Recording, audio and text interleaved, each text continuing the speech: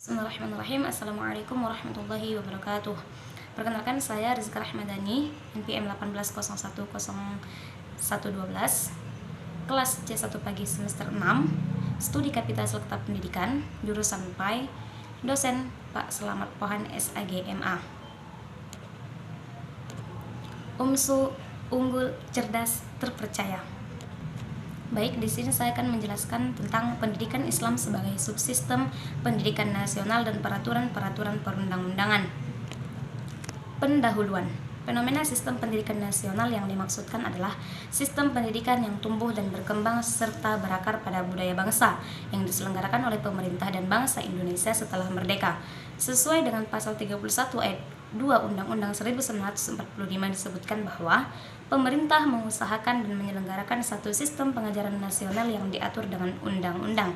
Sebelum pemerintah mendirikan sekolah-sekolah bagi masyarakat bangsa Indonesia yang sebagian besarnya umat Islam, sebenarnya sudah diusulkan agar pemerintah dalam memberikan pendidikan dan pengajaran kepada masyarakat bangsa Indonesia dengan jalan memperbaiki secara bertahap sistem pendidikan asli yang sudah ada, yaitu pesantren dan madrasah.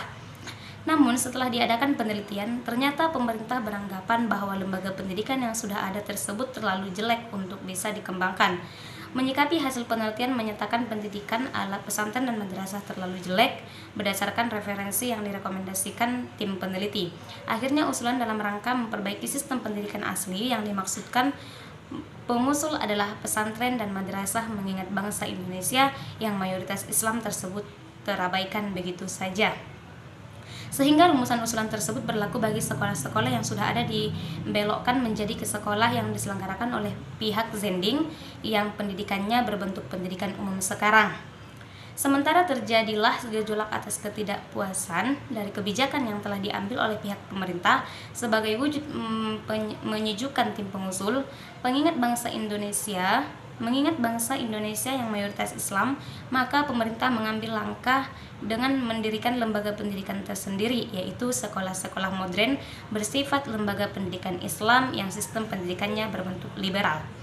Pada masa itu, gejolak tetap muncul dari kalangan tokoh-tokoh pendidik pesantren dan madrasah karena solusi kebijakan yang dibuat pemerintah bukan menyejukkan, justru semakin mengubarkan ciri khas lembaga keislaman. Maka sistem pendidikan Islam dalam bentuk pengajian Al-Quran dan sistem pesantren serta madrasah-madrasah yang bersifat keagamaan semata-mata tetap berlangsung dan berkembang secara terus-menerus sekalipun bersifat independen atau mandiri di kalangan umat Islam.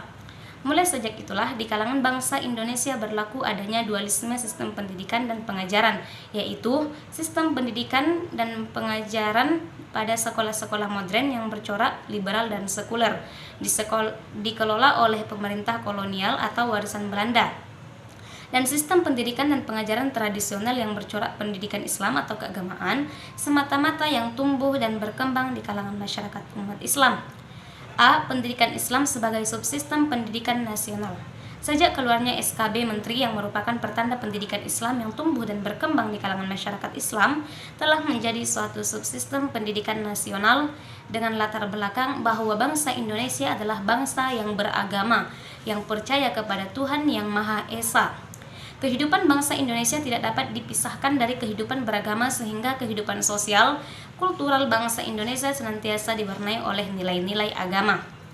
Dengan dasar latar belakang inilah, pemerintahan Indonesia secara konstitusional mengakui pendidikan Islam atau pendidikan agama sebagai bagian dari pendidikan nasional, seperti yang tertuang pada Pancasila, sila pertama yang menyatakan bahwa negara Indonesia berdasarkan kepada Tuhan Yang Maha Esa dalam Undang-Undang 1945 pasal 29 ayat 1 dan 2.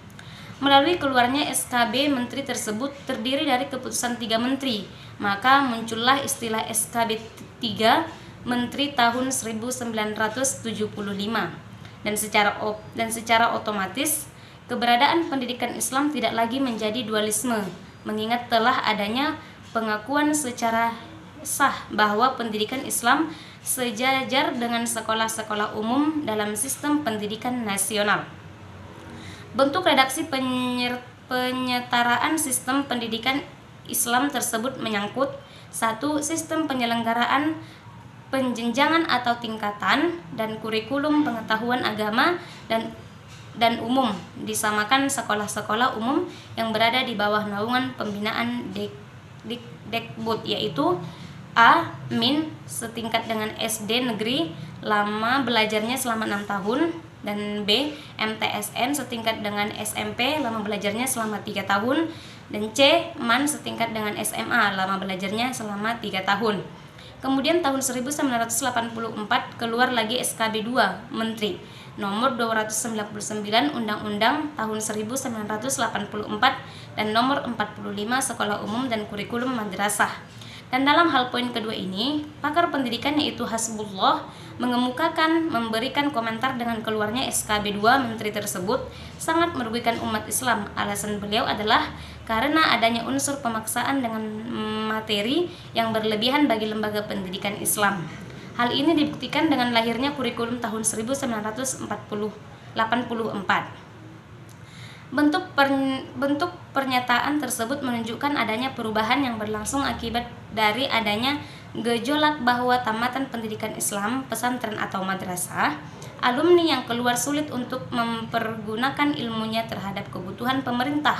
Artinya, surat pengakuan mereka telah tamat belajar pada setiap tingkatnya tidak diakui, sehingga mau tidak mau harus ikut dengan aturan yang telah ditetapkan pemerintah. Akhirnya lembaga pendidikan Islam tak siap mengambil risiko terhadap hasil alumninya. Maka akibat tuntutan datang dari kalangan masyarakat untuk mengikuti peraturan dan kebijakan pendidikan. Juga karena telah berubahnya tuntutan masyarakat muslim terhadap pendidikan Islam, akibatnya berubah paradigma dan cara pandang mereka akan arti pendidikan menjadi tak konsisten. B. Pendidikan Islam dalam sistem pendidikan nasional. Undang-Undang 1945 pasal 31 ayat 2 menyatakan pemerintah mengusahakan dan menyelenggarakan suatu sistem pendidikan dan pengajaran nasional yang diatur dengan undang-undang. Kondisi demikian dipahami dan dijelaskan oleh Panitia Persiapan Kemerdekaan Indonesia atau PPKI, bahwa maksudnya adalah pendidikan dan pengajaran nasional bersendi agama dan kebudayaan bangsa. Bentuk wujud nyata Islam sebagai pendidikan adalah A. Adanya islamisasi budaya Nusantara, B. Berkembangnya pendidikan Islam dalam sistem pendidikan nasional, C. Usaha pembaharuan pendidikan dan pembudayaan Islam. C. Pendidikan Islam sebagai suatu sistem. Berdasarkan pendekatan filsafat pendidikan Islam, maka sistem pendidikan Islam meliputi beberapa komponen di antaranya. 1. Hakikat pendidikan terbagi dari 3. Yang pertama, pendidikan dalam konsep tarbiyah. Yang kedua, pendidikan dalam konsep ta'dib. Dan yang ketiga, pendidikan dalam konsep ta'lim. Yang kedua, kriteria pendidikan. Yang ketiga, hakikat peserta didik. Yang keempat, hakikat kurikulum. D. Peraturan perundang-undangan yang berkaitan dengan sistem pendidikan nasional sejak tahun 1989. Adapun peraturan yang telah dikeluarkan berkaitan dengan perundang-undangan tentang sistem pendidikan nasional, yaitu Undang-Undang Republik Indonesia Nomor 2 Tahun 1989 tentang SPN terdiri dari 20 bab dan 59 pasal. Disahkan di Jakarta tanggal 27 Maret 1989. Rumusan dalam GBHN 1988. Adanya dimensi kesamaan antara sistem pendidikan Islam dengan sistem pendidikan nasional, yaitu sama-sama untuk mewujudkan satu dimensi transindental atau ukhrawi lebih utamanya. Yang kedua, ada dimensi duniawi. Mungkin cukup sekian yang bisa saya sampaikan. Kalau misalnya saya mohon maaf. Assalamualaikum warahmatullahi wabarakatuh.